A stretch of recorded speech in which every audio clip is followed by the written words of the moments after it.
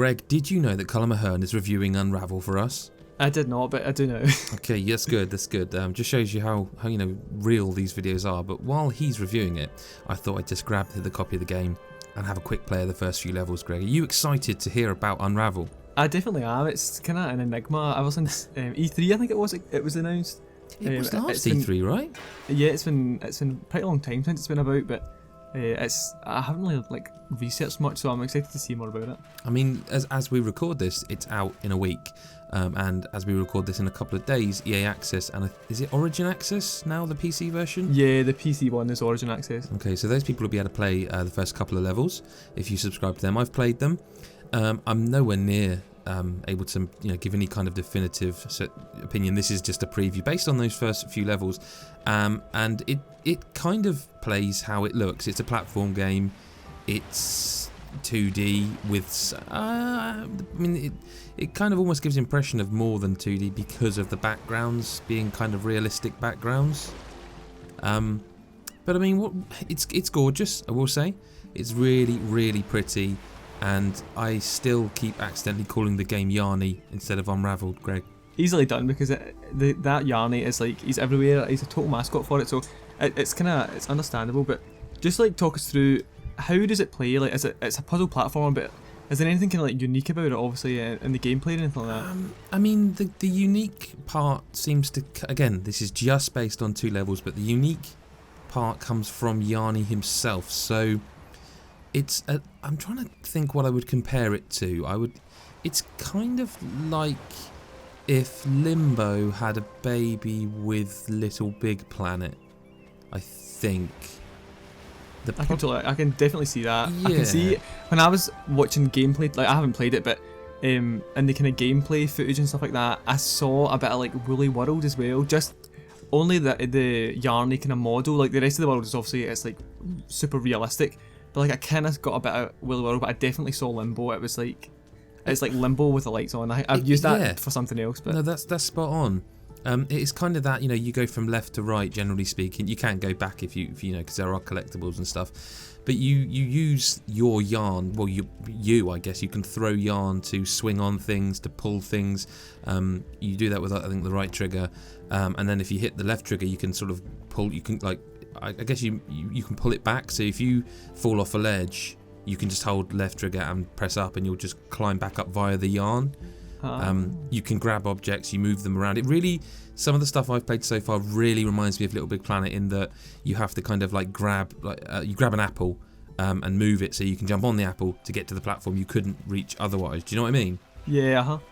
It's very much like that. Yeah. Is it pretty?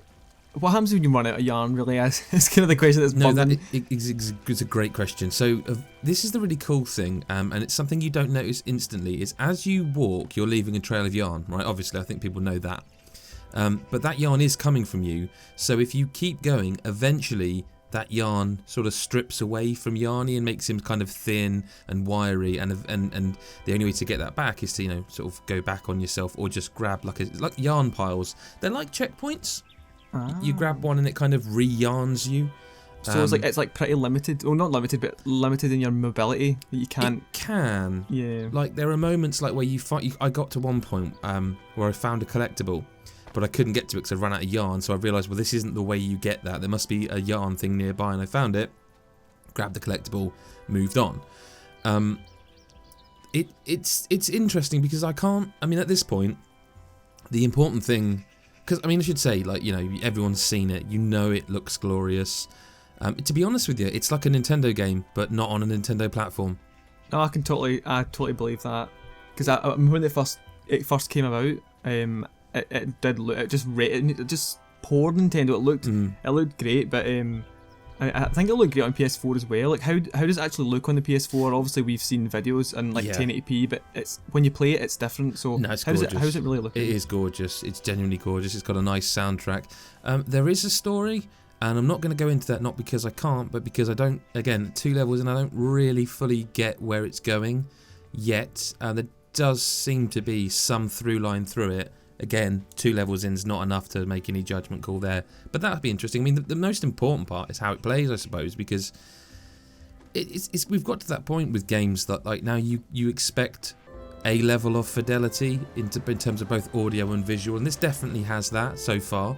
The platforming is the one thing I'm not 100% sure on just yet, but again, you know, the levels, I mean, the first 2 levels took me, I think, just under an hour. They're quite substantial, the levels. They seem, for a platform game, you know, 20 to 30 minutes per level is quite a lot. They're Jesus, big I thought it was going to levels. be like kind of Mario size. Obviously, they're really short. No, but it's more like that Limbo kind of, I mean, that's different because Limbo is just one big thing, isn't it? I'm trying to think what it would be like. I mean, I suppose in that respect, it's not really like any platform game that springs to mind because there are levels and, yeah, they're quite substantial. I mean, you get to a point in a lot of them where you're like, well, this must be the end, and you realize, actually, there's a bit more, you know. There's some cool puzzles, again, that remind me of Limbo. Like, there's a crab that you have to trap in a crabbing cage thing, and by doing that, because obviously the crab will kill you.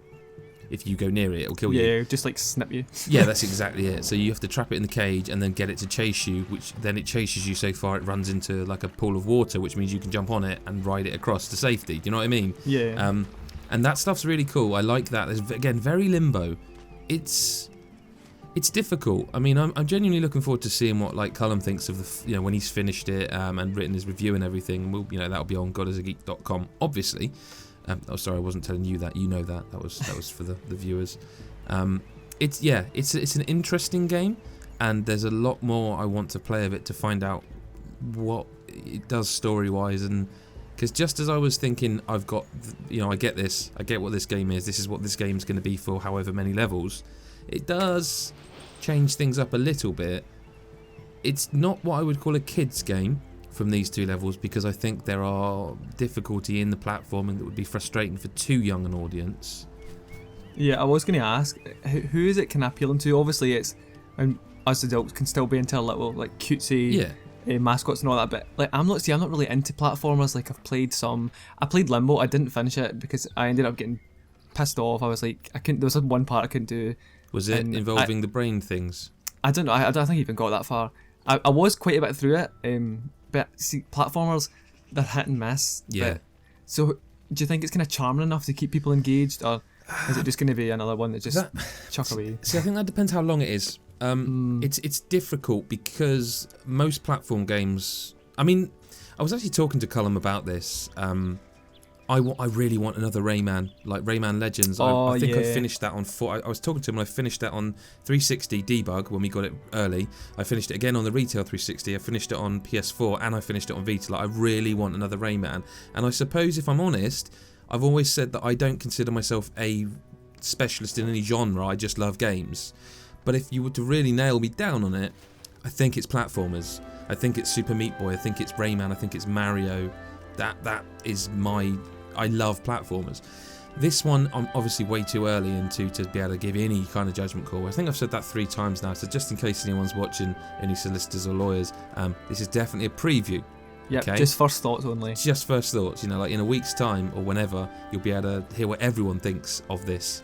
But the one thing that worried me is, if it looks great and sounds great, that's lovely, but if the platforming's shit, then you've got a big problem, and it's definitely not shit.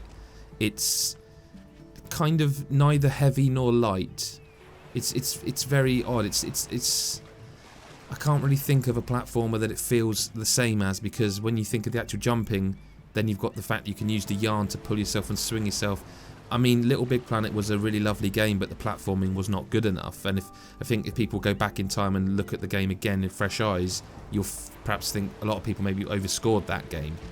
This one, I don't think, at this point, I don't think the platforming's like that. It's not kind of the thing that lets it down. But that, you know, that's some early thoughts. Just to remind people, Greg, obviously they can go to patreon.com/GodIsAGeek, and if you donate $5, which works out at about £3 something, which is like, then again, that's a monthly thing, so it's just nothing. And if everyone who watched our videos and subscribed to us gave us that, we could do so much more. Like, seriously, a lot more. But Greg, people should come back and read Cullum's review soon, I guess. We'll get the final score, final result then. He's been Greg Hill, I've been Adam Cook, and we'll see you in the next video. Bye-bye. Bye.